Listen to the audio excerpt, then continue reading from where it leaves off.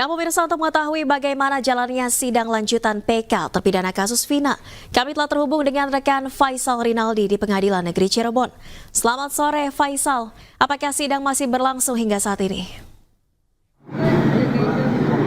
Ya, Valerie dan juga pemirsa, baru saja untuk sidang PK ke-6 terpidana kasus Vina sudah selesai, di mana untuk total keseluruhan saksi yang memberikan keterangan ada sebanyak 15 saksi. Nah, Valerie, kita saksikan pernyataan dari kuasa hukum dari terpidana, Otto Hasibuan, berikut ini. Apa ini? Kesaksian daripada saksi terakhir satu total tadi ini, dari kemarin kita lihat nih jaksa tampaknya seperti meletek, apakah para terpidana disiksa oleh hakim, ini terus-terusan tadi seperti itu. Bagaimana pendapat ini? Ya, sebenarnya begini ya, seharusnya kita harus prihatin menyaksikan persidangan ini, karena kita sudah melihat seorang Saka Tatal, dia bersaksi di bawah sumpah. Ini kalau kita ingat, di bawah sumpah, yang mana dia bisa dihukum kalau keterangannya itu tidak benar. Dia sudah menjelaskan tadi, ya, betapa dia telah disiksa selama di kantor penyidik polisi, disuruh minum air kencing, disuruh memakan makanan di lantai dengan mulut sendiri, di strom, tangannya diinjak gitu ya, dengan kursi, terus memasukkan balsam ke alat kelamin sama mata, kena ke mata. Coba bayangkan ini, di negeri kita ini bisa terjadi seperti ini, saya tidak bisa kebayang.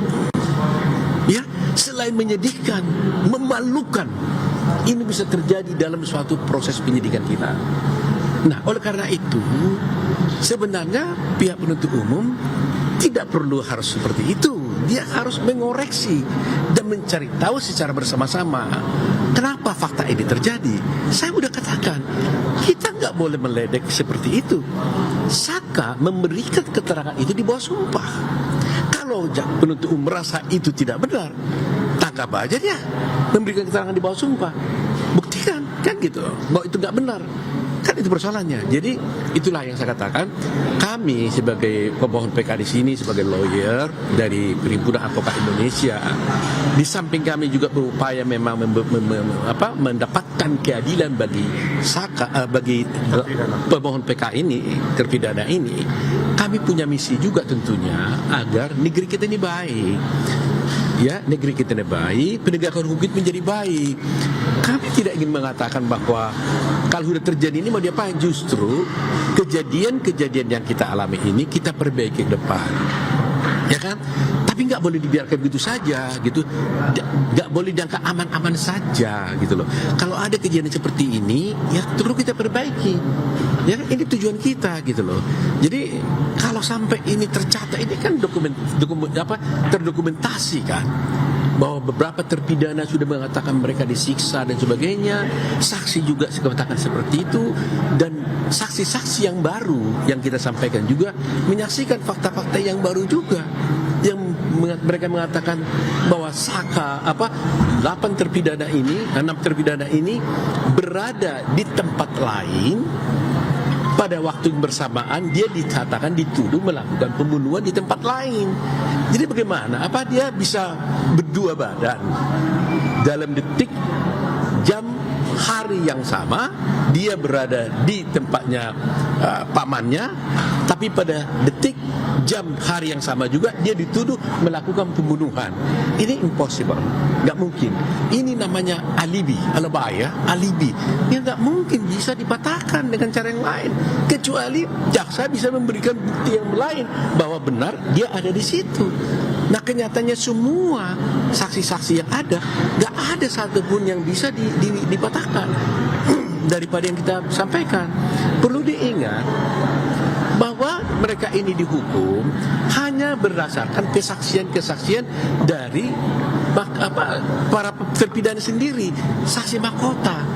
Jadi 6 orang jadi saksi kepada ini jadi saksi pada ini dan sebagainya. Nah, sekarang dengan semuanya mencabut semua berita acaranya ini, apa yang menjadi dasar bagi penyidik atau hakim untuk menghukum?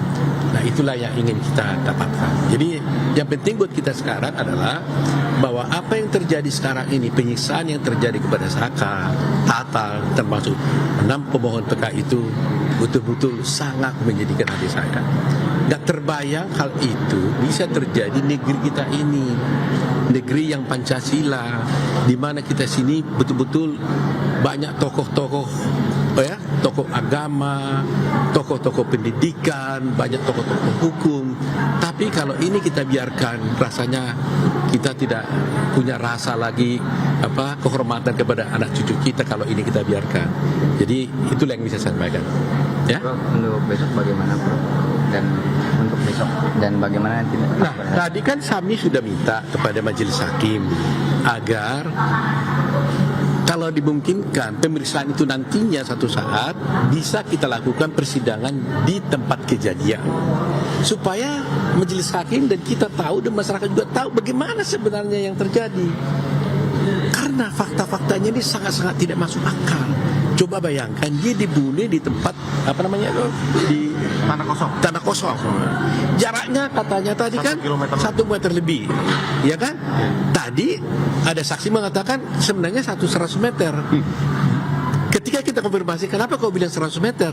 Ya, karena saya naik motor. Nah, kalau hanya digambarkan dengan saksi begini kan fakta itu kan tidak teruji dengan baik, ya kan?